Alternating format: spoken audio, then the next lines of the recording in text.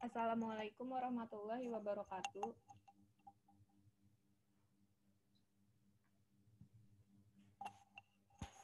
Sebelumnya, saya ingin mengucapkan terima kasih kepada Bu Tiara selaku dosen pengampu mata kuliah Perencanaan Industri Metalurgi. Di sini, kami dari kelompok 10 yang beranggotakan saya, Wanda Febrianti, lalu ada Cusnul Hatimah, Laila Cusnul Hatimah, Muhammad Abdur Raisa Putra, dan Vini Hafizatul Hakimah. Di sini, kelompok kami akan mempresentasikan hasil pabrik rancangan kami, yaitu PT Nikom Indonesia. Untuk outline yang akan kami bawakan, ada profil PT Nikom Indonesia, market demand and forecasting, processing flow sheet, material balance, heat balance, dan site layout. Untuk materi pertama akan dibawakan oleh Laila Cusnul Hatimah. Kepada Laila Cusnul Hatimah, waktu dan tempat dipersilahkan. Ya, untuk tugas perencanaan industri metalurgi ini, kelompok kami akan mendirikan perusahaan yaitu PT Nikom Indonesia, yang mana merupakan singkatan dari Nikel Cobalt Minerals yang bertempat di Indonesia. PT Nikom Indonesia ini merupakan salah satu produsen nikel terbesar di Indonesia yang bertempat di Sorowako, Muha, Kabupaten Luwu Timur, Provinsi Sulawesi Selatan. Produk yang dihasilkan oleh PT Nikom Indonesia ini adalah nikel dan kobalt sulfat. Nah, latar belakang didirikannya PT Nikom Indonesia ini adalah dengan semakin berkembangnya zaman, terdapat pengembangan di berbagai sektor. Salah satunya ialah sektor transportasi, di mana pengembangan transportasi ini akan mengarah menuju penggunaan electric vehicle untuk mengurangi penggunaan bahan bakar fosil atau yang kita kenal sebagai BBM, dan untuk mengurangi terjadinya polusi udara yang mempengaruhi iklim di bumi kita saat ini. Selain itu, untuk memproduksi kendaraan listrik atau electric vehicle ini akan dibutuhkan bahan bakar yang nantinya menggunakan baterai. Nah, di mana baterai itu ini biasanya digunakan baterai lithium atau baterai nikel yang juga digabungkan dengan kobalt. Nah, berkaitan dengan hal ini, nantinya diperkirakan pada tahun 2040 industri baterai ini akan mengalami puncaknya gitu. Jadi nantinya semua negara di Eropa akan menggunakan kendaraan berbasis listrik atau baterai ini yang nantinya akan membutuhkan sangat banyak baterai. Nah, Indonesia merupakan salah satu negara dengan sumber daya nikel terbesar. Nah, Indonesia ini memiliki kurang lebih yaitu 6,3 miliar ton dengan cadangan 3,1 miliar ton nikel dan cadangan 3,1 miliar ton 7,2 ton dengan total cadangan 1,2 ton kobalt. Nah, dengan adanya sumber daya alam dan cadangan yang sangat banyak ini, diharapkan Indonesia ini bisa menjadi produsen nikel nomor 1 di dunia. Selain itu, di Indonesia sendiri belum banyak perusahaan yang mengolah nikel laterit kadar rendah untuk dijadikan nikel sulfat dan kobalt sulfat untuk bahan baku baterai itu sendiri. Oleh karena itu, maka didirikanlah PT Nikom berdasarkan faktor-faktor tersebut. Sedangkan untuk visi misi PT Nikom antara lain visinya menjadikan perusahaan sumber daya alam yang mewujudkan operasi berkelanjutan kelas dunia melalui kinerja dan kepedulian terhadap manusia dan alam. Sedangkan misinya adalah mengubah sumber daya alam sebagai salah satu pembangunan berkelanjutan. Untuk selanjutnya akan disampaikan oleh Saudara Rais. Baik, selanjutnya akan saya sampaikan terkait market demand dan forecasting. Jadi dalam membentuk suatu perusahaan pada umumnya, hal pertama yang paling penting dilakukan adalah memastikan kondisi pasar. Kondisi pasar ini meliputi permintaan pasar dan peramalan pasar. pada perusahaan yang kami kelola ini akan menghasilkan nikel dan kobalt sulfat. Peramalan akan permintaan pasar dapat diprediksi melalui dua cara, yaitu berdasarkan jumlah produksi ataupun bisa berdasarkan jumlah konsumsi pada tahun-tahun sebelumnya. Jadi untuk nikel sendiri, jika ditinjau dari produksinya, dari data yang disajikan pada gambar 1, dapat dilihat produksi nikel cenderung meningkat setiap tahunnya, meskipun sempat terjadi penurunan pada tahun 2008 dan 2009. Data-data tersebut dapat dijadikan sebuah proyeksi untuk meramalkan jumlah produksi nikel di masa yang akan datang. Berdasarkan perhitungan peramalan pasar, jumlah produksi nikel hingga tahun 2030 diperkirakan dapat mencapai 3 juta metrik ton. Jika kita tinjau berdasarkan konsumsi nikel dari data yang disajikan pada gambar 2, dapat dilihat konsumsi nikel pada tahun 2009 hingga tahun 2019 selalu mengalami peningkatan setiap tahunnya. Data-data tersebut dapat dijadikan sebuah proyeksi untuk meramalkan jumlah konsumsi nikel di masa yang akan datang. Berdasarkan perhitungan peramalan pasar, jumlah konsumsi nikel hingga tahun 2030 dapat menembus 3,5 juta metrik ton. Berdasarkan produksi dan konsumsi nikel, penggunaan nikel hingga tahun 2030 ini dapat diperkirakan mencapai 3 sampai 3,5 juta metrik ton. Untuk kobalt sendiri, next.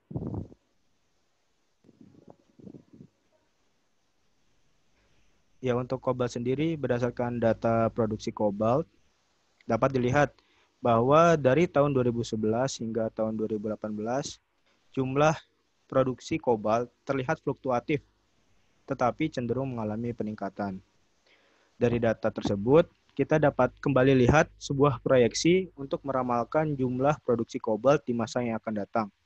Berdasarkan perhitungan peramalan pasar juga, jumlah produksi kobalt hingga tahun 2030 hampir menyentuh angka 200.000 ton. Next. Nah, untuk peramalan harga pasar, baik nikel maupun kobalt, di sini kita ambil dari LME, London Metal Exchange, di mana untuk nikel sendiri dapat kita lihat terlihat fluktuatif tapi terus mengalami peningkatan hingga pada tahun 2030 diperkirakan harga dari nikel ini akan terus meningkat. Sedangkan untuk kobalt sendiri terlihat kenaikan dan penurunan yang cukup drastis. Tapi tapi tidak dapat dipungkiri bahwa harga kobalt ini akan terus naik setiap tahunnya hingga tahun 2030. Selanjutnya akan dijelaskan oleh Saudari Vini Hafizatul. Untuk proses yang akan dipilih pada pabrik ini, untuk mengolah nikel sulfat ini, proses yang digunakan adalah proses hidrometalurgi, di mana proses ekstraksinya ini dimulai dari bahan hasil tambang atau lateri tersebut, dilakukan proses milling dengan ball mill, selanjutnya dia akan dilakukan leaching. Di sini leaching yang pertama ini akan menghasilkan, yang pertama ada Fe dan Al presipitasi dan juga FeAl presipitasi, di mana tujuan leaching yang pertama ini untuk mengurangi kadar Fe pada nikel laterit itu sendiri. Selanjutnya setelah dilakukan leaching yang pertama, maka dilakukan presipitasi dengan metode MHP. Setelah dilakukan metode presipitasi MHP dengan tambahan MgO slurry, maka hasil presipitatnya tersebut akan dilakukan leaching kembali. Setelah dilakukan leaching, proses selanjutnya untuk menghasilkan kobalt sulfat dan nikel sulfat ini adalah dilakukan solvent extraction atau ekstraksi untuk larutan itu sendiri, sehingga dapat dipisahkan ada COSO4 atau cobalt sulfat dan nikel sulfat, di mana untuk hasil akhirnya ini adalah prosesnya perlu dilakukan kristalisasi kembali agar nikel sulfat dan cobalt sulfat yang dihasilkan adalah berbentuk powder atau padatan. Selain nikel sulfat dan cobalt sulfat, pada proses ini juga didapatkan hasil sampingan berupa scandium, yang dimana hasilnya itu didapatkan dari proses presipitat yang dihasilkan dari leaching yang kedua dan yang pertama yang berupa Fe dan Al dilakukan ekstraksi kembali dengan tambahan reagen organik dan dilakukan presipitasi dengan cara oksalik, selanjutnya dilakukan kalsinasi. Untuk material balance-nya ini adalah sebagai berikut.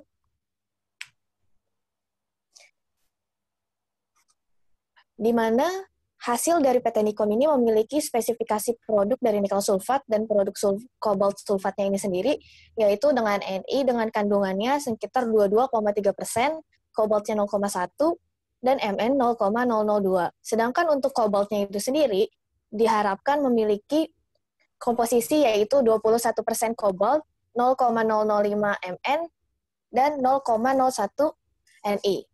Untuk produksi yang akan dilakukan oleh pabrik Nikom ini adalah perkiraannya yaitu pada 100 ton per tahunnya, di mana pada setiap harinya akan dilakukan proses sebanyak 288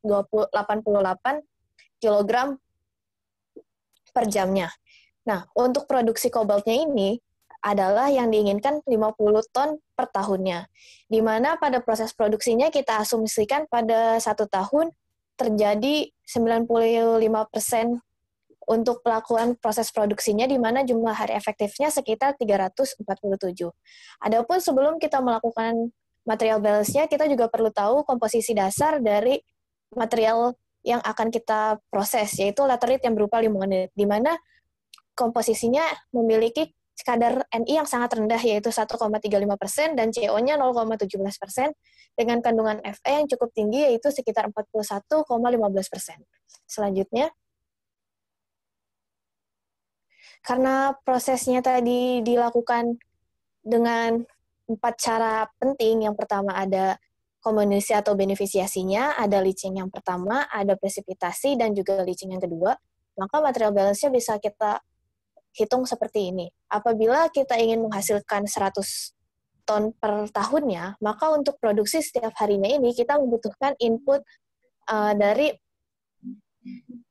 mineral berharga yang kita ingin olah, laterite atau limonit ini sekitar 1.200/78,2 yang mengandung Ni dan CO-nya itu sendiri, dan dengan proses beneficiasinya tersebut akan dihasilkan dengan totalnya 11.448 kg yang akan dimasukkan ke proses leaching yang pertama.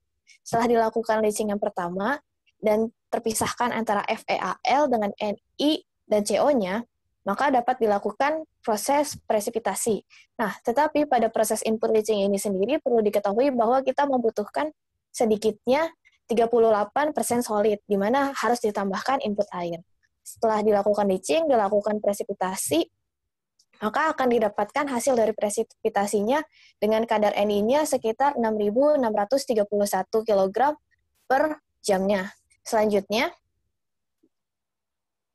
hasil dari MH precipitation yang pertama ini akan dilakukan re-leaching lagi, di mana pada proses re-leaching ini diharapkan recovery yang didapatkan dari Ni, CO, dan Mn ini sekitar 90%, di atas 90%, dan didapatkan hasil akhir dari nikel sulfatnya sekitar 6.431 kg per jamnya, dan kobaltnya sekitar 3.028 kg.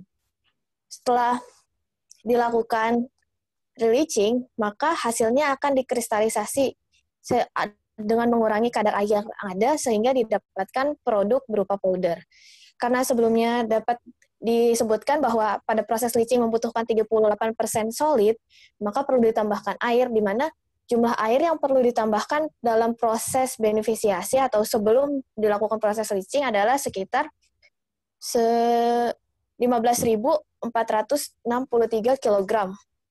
Karena sebelumnya pada proses beneficiasi ini sudah ada kandungan airnya, karena dari material tersebut memiliki kandungan air atau H2O sekitar 0,35%. Selanjutnya, mengenai heat balance. Kenapa pada proses ini ada heat balance? Karena proses yang kita lakukan ini adalah proses leaching dengan HPAL atau high pressure leaching. Nah, high pressure leaching ini dilakukan pada temperatur yang cukup tinggi. Sebenarnya dia memiliki temperatur maksimal atau temperatur kerja di antara 230 sampai 240. Tetapi pada perhitungan ini kita gunakan temperatur maksimal pada proses SPAL yaitu sekitar 270 derajat Celcius. Oleh karena itu akan terjadi perubahan panas yang terjadi pada proses leaching tersebut, di mana pada inputnya ini sendiri dibutuhkan energi sekitar 1449,98 kW per hour, dan untuk outputnya dihasilkan 4.000 kW per hour. Di sini berarti untuk memproses 1 mol nikel laterite atau limonit tersebut membutuhkan tambahan energi sekitar 2.500 kW per hour. Ini hanya untuk proses yang dilakukan apabila 1 mol, sedangkan pada prosesnya kita melakukan reaksinya ini sekitar 2-2,5 mol. Oleh karena itu, energi yang dibutuhkan pada per jamnya ini akan lebih banyak lagi, yaitu sekitar 2.200 megawatt per hour itu untuk per jamnya. Untuk per harinya ini membutuhkan energi sekitar 8.000 megawatt per hour. Nah, karena besarnya energi yang dibutuhkan ini, maka pada proses pengolahan nikel sulfat dan kobalt sulfat ini perlu ditambahkan adanya energi-energi yang lainnya. Selanjutnya akan dijelaskan mengenai layout pabrik oleh Laila Chusnul dan Chusnul. Ya, terima kasih, Vini. Yang selanjutnya ada lokasi pabrik, di mana pemilihan lokasi pabrik ini ditentukan berdasarkan 4 kriteria, yaitu iklim, ketersediaan energi, ketersediaan air, dan transportasi. Pabrik PT Nikom Indonesia ini didirikan di sekitar Kabupaten Luhut Timur. Pabrik untuk ekstraksi laterit menjadi nikel sulfat dan nikel sulfida ini memiliki beberapa kondisi iklim, diantaranya yang pertama itu iklim yang terdapat di daerah Sulawesi, terutama Luhut Timur ini memiliki kondisi iklim dengan temperatur rata-rata bulanan berkisar 24-26,1 derajat Celcius. Kemudian untuk curah hujan yang terjadi dengan rata-rata bulanan berkisar antara 111,3 hingga 409,7 mm dengan curah hujan tertinggi pada bulan Mei dan terendah pada bulan September. Sedangkan untuk data angin selama 7 tahun terakhir ini menunjukkan bahwa antara pukul 7 pagi hingga 18 arah angin ini dominan ke arah tenggara dengan kecepatan angin berkisar 0 sampai 2 mm per second. Lalu yang selanjutnya ada ketersediaan energi, di mana ketersediaan energi ini sangat penting untuk pembangunan sebuah pabrik. Ketersediaan energi yang terdapat pada daerah ini dapat dipenuhi dengan menggunakan PLTA yang berasal dari Sungai Larona yang berjarak sekitar 30 km dari lokasi plant dengan energi yang dihasilkan hingga 165 MW, serta bahan bakar yang digunakan untuk kendaraan operasional yang berada di dalam plant menggunakan bahan bakar yang berasal dari biodiesel. Sedangkan untuk ketersediaan air di daerah tersebut ini memiliki banyak sekali ketersediaan air yang dapat dimanfaatkan. Yang pertama itu ada Danau Matano. Danau Matano ini berjarak sekitar 6,5 km dari plant. Dan yang kedua itu ada Danau Mahalona dengan jarak 19 km dari plant. Dan yang ketiga ini ada Sungai Larona dengan jarak sekitar 30 km dari plant yang terhubung dengan Danau Towuti dengan panjang mencapai 60 km. Kemudian ada transportasi. Transportasi yang diperlukan dalam pembuatan dan pelaksanaan proses produksi ini antara lain untuk transportasi yang digunakan dari mining ke plant ini menggunakan dump truck, di mana dump truck ini digunakan untuk mengangkut hasil bahan galian. Kemudian dari PBG plant ke smelter ini menggunakan belt conveyor. Lalu yang selanjutnya itu ada produk yang dihasilkan dari pabrik tersebut untuk memuat ke ship loading untuk kemudian dilakukan ekspor itu menggunakan kereta. Sedangkan untuk ekspor produk keluar itu menggunakan jalur laut dengan kapal. Lalu yang selanjutnya ada ketersediaan tenaga kerja yang dimana akan dijelaskan oleh Laila. Oke, dari segi ketersediaan tenaga kerja, karena pabriknya ini dipilih lokasinya di Kabupaten Luwu Timur, maka untuk ketersediaan tenaga kerjanya itu diatur oleh Peraturan Daerah Kabupaten Luwu Nomor 16 Tahun 2006, di mana di Perda ini itu diatur mengenai perizinan dan pengesahan tenaga kerja. Nah, dengan adanya aturan ini juga dapat diatur mengenai ketersediaan tenaga kerja baik yang berupa lulusan SMA, SMK, ataupun STM sampai dengan D3 maupun S1. Dan dari info yang saya peroleh itu, di sana juga disediakan pelatihan-pelatihan oleh pemerintah daerah untuk para pencari kerja atau tenaga angkatan kerja di sana agar siap untuk ditempatkan di dunia tambang. Kemudian dari segi ketenagaan kerja juga diatur mengenai upah minimumnya itu, yaitu per Januari 2020 itu upah minimumnya sebesar Rp3.103.800, di mana nanti ini menjadi faktor penentu untuk biaya pada saat kita mendirikan pabrik ini, yaitu PT Nikom Indonesia. Selanjutnya, itu pajak, aturan lokal, dan isu strategis. Nah, pajak di sini itu mengenai pajak untuk mendapatkan izin usaha operasi produksi, di mana operasi produksi yang dimaksud itu adalah meliputi penyelidikan umum, eksplorasi, studi kelayakan, konstruksi, pertambangan, dan reklamasi. Jadi di setiap proses produksinya itu akan dikenakan pajak-pajak tertentu yang sudah ditetapkan oleh pemerintah dan juga oleh pemerintah daerah Kabupaten Luwu. Kemudian selain izin-izin mengenai operasi produksi tersebut juga akan berkaitan dengan pajak pendapatan negara dan pendapatan daerah yang terdiri atas penerimaan pajak dan penerimaan negara bukan pajak, yaitu terdapat pada Undang-Undang Republik Indonesia Nomor 4 Tahun 2009 tentang pertambangan mineral dan batu bara. Dan juga nanti untuk setiap karyawannya itu nanti kan kita juga mengatur tentang pajak penghasilannya dan lain-lainnya. Tapi di sini ditekankan mengenai pajak pada saat perizinan usaha operasionalnya.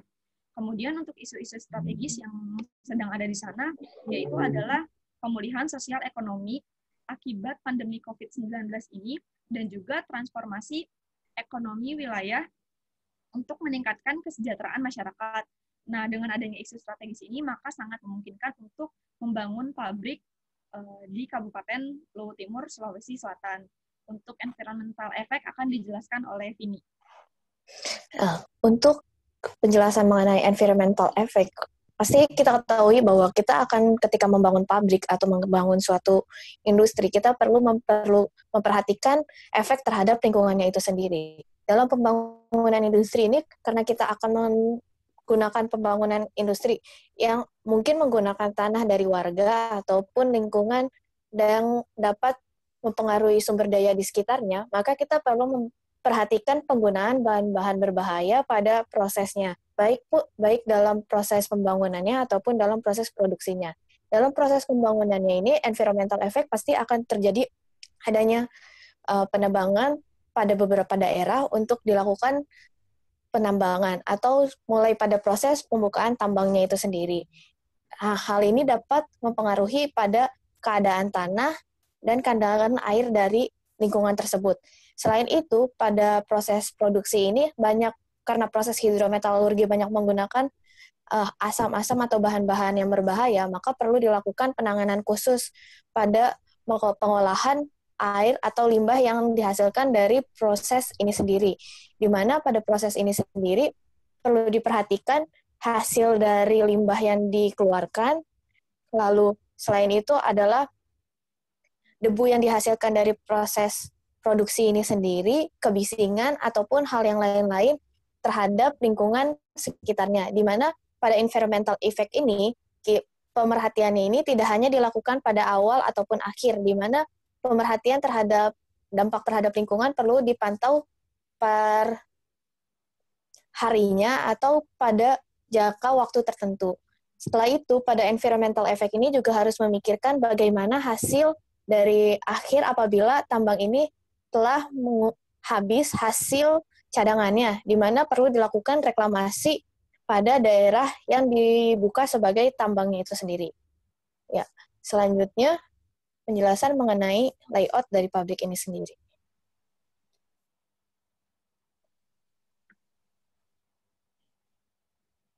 Di sini saya akan menjelaskan tentang layout pabriknya. Di sini bisa dilihat, pertama ini ada parking area. Nah, parking area ini tuh tempat parkir khusus kendaraan karyawan di PT Nikem Indonesia sendiri, serta titik jemput untuk para karyawan bisa mencapai ke dalam pabrik. Nah, di sini tuh si karyawan itu akan menunggu di titik jemput itu seperti semacam di halte kecil gitu untuk nantinya naik ke bus atau minibus dari pabrik PT Nikem sendiri. Terus yang pertama ini ada maintenance office-nya, yang kedua itu ada masjid, di sebelah masjid itu yang ketiga ada klinik, lalu yang ruang nomor 4 itu adalah kantin karyawan, ruang yang nomor 5 itu ada office-nya, kantor khusus karyawan biasanya. Lalu di nomor 6 itu ada warehouse yang kedua. Di nomor 7 itu ada process plan, engineering electrical office. Di yang nomor 8 itu adalah engineering and construction office. Di nomor 9 itu adalah stockyard-nya untuk menyimpan CBG yang sudah ditambang dari miningnya. Miningnya itu di nomor 10. Lalu dari nomor 10 itu CBG-nya, dari stockyard itu nantinya CBG-nya akan diproses di nomor 11 yaitu milling unit. Kenapa di sini kita proses beneficiasinya hanya menggunakan milling unit? Karena biji yang kita pakai sendiri, limonit itu skala MOS-nya itu cuman 4 sampai 5,5. Terus dari milling unit akan ditransfer ke stockpile di nomor 12 sebelum nantinya dimasukkan melalui feeder ke plan 1 yaitu first leaching. Di first leaching sendiri kita memiliki 3 tangki leaching. Lalu nanti di yang keduanya itu second leaching kita juga memiliki 3 tangki leaching, dan kemudian setelah itu si bahannya akan dimasukkan ke plan 3 yaitu untuk kristalisasi si COSO4 dan NiSO4-nya dan kalsinasi skandiumnya. Habis setelah itu si produk akhirnya akan dimasukkan ke warehouse 1. Di nomor 17 itu ada tempat parkir untuk kendaraan berat seperti forklift dan dump truck untuk membawa biji dari mining ke stockyard. Lalu di nomor 18 itu ada water plant, dan di nomor 19 itu ada untuk tempat pengolahan limbahnya. Next. Selanjutnya itu ada referensi yang kami gunakan. Lalu selanjutnya kami memiliki pertanyaan untuk audiens, yaitu yang bisa dijawab dan bisa dipilih ya ingin mengerjakan yang mana saja. Yang pertama itu, mengapa di dalam proses dilakukan proses leaching sebanyak 2 kali. Yang kedua itu, mengapa di dalam proses langsung dilakukan proses milling. Yang ketiga, mengapa produk akhirnya berupa powder. Yang keempat, Mengapa di dalam proses perlu ditambah MGO? Dan yang kelima, apakah perbedaan antara stockyard dan stockpile? Ya, sekian dari kelompok 10. Kurang lebihnya mohon maaf. Terima kasih atas perhatiannya. Wassalamualaikum warahmatullahi wabarakatuh.